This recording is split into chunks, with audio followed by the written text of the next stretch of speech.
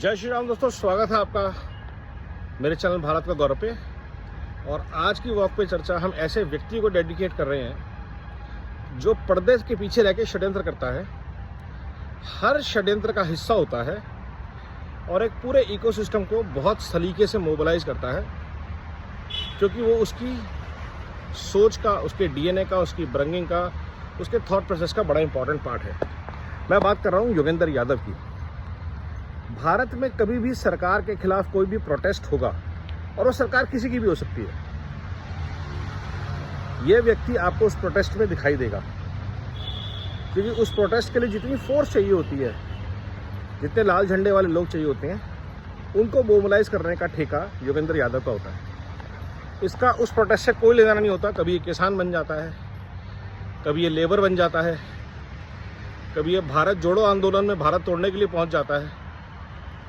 उस आंदोलन का पर्पस भी भारत तोड़ना ही होता है, लेकिन ये उसको गति देता है, उसको विचार देता है। तो ये हर ऐसी शक्ति के साथ, ऐसी शख्सियत के साथ आपको मिलेगा जो सरकार को उखाड़ना चाहते हैं, सिस्टम को चैलेंज करना चाहते हैं और सड़कों पर लड़ना चाहते हैं। चाहे अरविंद केजरीवाल हो, अन्ना आंदोलन हो, मेधा पाटेकर हो, तीस्ता सीतलवाड़ हो, हर्ष मंदर हो, कोई भी अगर ऐसा नेटवर्क होगा जो लाल जिहादियों का नेटवर्क है, वहाँ पे आपको योगेंद्र यादव के दर्शन ज़रूर होंगे। और क्यों होंगे? जैसा कि मैंने पहले बताया, ये कॉन्ट्रैक्टर हैं प्रोटेस्टिट्यूट्स के। इंडिया में किसी भी लेवल पे आपको प्रोटेस्टिट्यूट्स चाहिए, वो योगेंद्र यादव जी अरेंज करके देंगे आपको। पहले ये फेस्फोलॉजिस्ट भी होते थे, कभी चुनावों का समीक्षी करते थे, क्योंकि जब तक एग्जिट पोल अलाउ होते थे तब तक ये चुनाव पलटने का वैचारिक युद्ध लड़ते थे, टीवी चैनल्स पे, डिबेट्स पे, न्यूज़पेपर्स में। फिर सरकार ने एग्जिट पोल बैन कर दिए, तो इनको लगा अब मैं षड्यंत्र कहाँ से बैठ के रचूँ, कहाँ से हवा बनाऊँ। तो इन्होंने ये जो प्रोटेस्टिट्यूट वाली अपनी दुकान है, इसको जोर शोर से दोबारा स्टार्ट किया।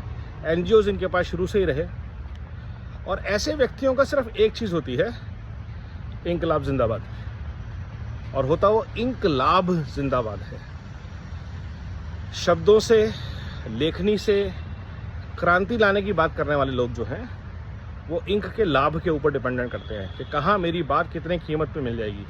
और मैं यकीनन कह सकता हूँ, भारत जोड़ो आंदोलन पे आने के लिए इन्होंने फ़ीस चार्ज की होगी। राहुल गांधी क्या केजरीवाल के साथ आने के लिए फ़ीस चार्ज की होगी। किसान आंदोलन से भी इन्होंने अपने रिसोर्सेज के लिए फ़ीस चार्ज की होगी। हाँ, ये नहीं बोलूँगा कि मेरे को पैसे चाहिए, खर्चा होगा कुछ, वो आप लोगों को देना पड़ेगा।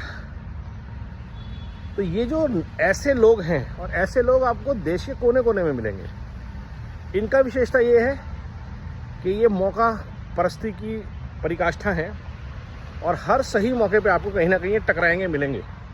न्यूज़ चैनल पे नहीं मिलेंगे तो यूट्यूब पे मिलना शुरू हो जाएंगे। और कोई इनको अपनी डिबेट में नहीं बुलाएगा तो अपने चैनल पे अपने विचार ज़रूर देते हैं। जैसे बिहार के वोट्स पे आजकल दे रहे हैं कि ये होना चाहिए था, वो होना चाहिए था। भैया, सारा डेटा पब्लिक डोमेन में है, किसी ने बोला है, जिसका नाम नहीं है गलती से अपना नाम डलवा लो। आप जाइए, आपके बूथ लेवल ऑफिसर्स हैं, वो जाके चेक कीजिए। आप राजनीतिक पार्टी नहीं है, आपका एक कैंडिडेट नहीं है, आपका उस जगह से कोई लेना देना नहीं है, लेकिन आप कमेंट ऐसे करेंगे जैसे आप एक्सपर्ट हैं। मैंने पूरा भारत घूमा होगा, एक गमछा डाल लिया और शुरू हो गए। जहां देश में भसड़ होगी, मणिपुर आज जलेगा तो ये वहां पहुंच जाएंगे, कश्मीर जलना शुरू होगा तो या तो जलाने पहुंचेंगे या तेल डालने पहुंचेंगे। तो ऐसे व्यक्तियों को, ऐसे लाल जिहादियों से भारत को ना सिर्फ बचाना है, क्योंकि हर राहुल गांधी के पीछे एक योगेंद्र यादव खड़ा होगा, और यही योगेंद्र यादव कभी अरविंद केजरीवाल के पीछे खड़ा हो जाएगा। और कोई बहुत बड़ी बात नहीं है, अभी जाके प्रशांत किशोर के पीछे भी खड़ा हो जाएगी, किसानों के पीछे खड़ा हो जाएगा। आज चढ़ूनी जी से पूछिए क्या हुआ किसानों का। आज पंजाब में प्रोटेस्ट नहीं कर रही है। क्यों नहीं है पंजाब में? क्योंकि पंजाब से दिल्ली का रास्ता मुश्किल है, दिल्ली बॉर्डर का रास्ता आसान है। तो दिल्ली एनसीआर में कोई भी गतिविधि होगी जहाँ से इनको माइलेज मिलती है, इनको एनजीओ के लिए फंड मिलते होंगे, कहीं पे प्रेस कॉन्फ्रेंस हो रही होगी बॉम्बे में, वहाँ पहुँच जाएंगे। रिमोट एरिया में नहीं जाएंगे, ये बस्तर नहीं जाते, ये बस्तर की प्रेस कॉन्फ्रेंस दिल्ली में करेंगे कि वहाँ पे सरकार साधारण आदिवासियों को मार रही है, जिनको इनके जेएनयू के कॉमरेड्स गन सप्लाई करते हैं और उनको ट्रेन करते हैं फॉरेन फंडिंग के थ्रू। जो कन्वर्जन का जितना पैसा आता है, ऐसे नहीं इनको कभी सलीम, कभी सुलेमान, कभी सोलोमन कहा जाता। ये है योगेंद्र यादव की असलियत। तो भारत को ऐसे ऐसे लोगों के सबके सामने लाना, भारत के सामने लाना, ये हम सबका दायित्व है। नमो भारत, वंदे मातरम, जय हिंद।